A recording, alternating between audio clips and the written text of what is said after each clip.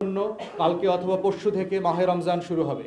রমজানকে সামনে নিয়ে ইতিমধ্যে আমরা দেখতে পাচ্ছি যে বাজার গরম হয়ে উঠছে, দ্রব্যমূল্যের দাম বাড়ছে এবং রমজানকে কেন্দ্র করে রাজনৈতিক দলের ছত্রছায়ায় একটা সিন্ডিকেট ইতিমধ্যে সক্রিয় ভূমিকা পালন করছে বলে আমরা ধারণা করছি। পেপার পত্রিকার এই রিপোর্ট এবং আপনি গোয়েন্দা তথ্যের উপরে ভিত্তি করে এই সিন্ডিকেট এবং দ্রব্যমূল্য বাড়ানোর চক্রের সাথে যারা জড়িত তারা যদি আপনার ব্যানারেও থেকে থাকে, রাজনৈতিক ব্যানারে, তাদেরকে আপনি দৃষ্টান্তমূলক শাস্তির আওতায় আনবেন। আপনি রাষ্ট্রের পক্ষে থাকবেন, জনগণের পক্ষে থাকবেন, জনগণের ভোগান্তি লাঘবে রমজানের এই সিন্ডিকেট ভেঙে দেওয়ার জন্য যা যা করা প্রয়োজন আপনি করবেন এবং এটা অবিলম্বে করবেন, কারণ সময় খুব কম এখানে।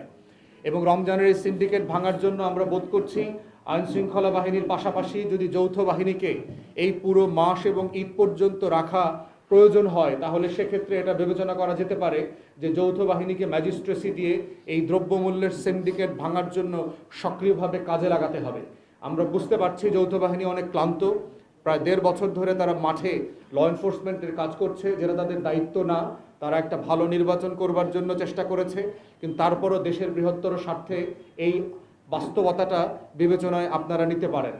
তো আমি সামগ্রিকভাবে ধারণা করছি এবং আশা করছি মাননীয় প্রধানমন্ত্রী, নতুন সরকার সেই জুলাই আকাঙ্ক্ষা বাস্তবায়নের জন্য দৃঢ় চিত্তে কাজ করবেন, দেশের মানুষের পক্ষে দাঁড়াবেন এবং দেশের মানুষের আকাঙ্ক্ষা, ছাত্র যুবকদের আকাঙ্ক্ষা, বিরোধী দলের নিরাপত্তা, বিরোধী দলের রাজনীতি এবং ভোট যারা দিয়েছে তাদের মত প্রকাশের স্বাধীনতা, সেগুলো নিশ্চিত করবেন।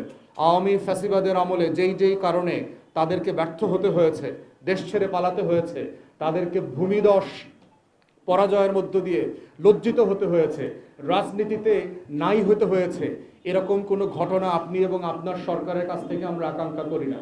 তো আজকে এই ব্রিফিংয়ে আমরা আকাঙ্ক্ষা করছি নতুন সরকার পুরাতন 17 বছরের ভুলগুলো থেকে শিক্ষা নেবে এবং বাংলাদেশকে নতুন করে সংস্কার বিচারের যে আকাঙ্ক্ষার মধ্যে আছে সেখান থেকে তারা এগিয়ে নিয়ে যাবে পরবর্তী ধারায়।